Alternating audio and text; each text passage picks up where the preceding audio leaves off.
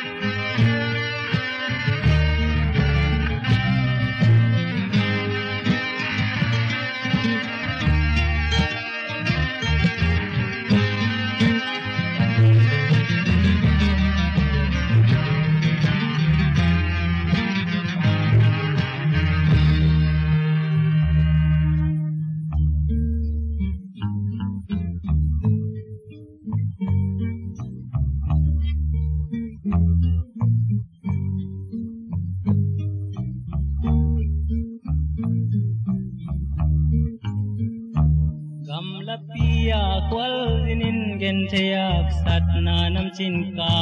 thuak changin belding nei lo kalung zuan chang kanu nem kabil kan za za inge ding sang min chu hong et sa ka ni ta kin jong hong et sa kanu in tun van nun wa ma min ke ya ding chung et sak layo katun nu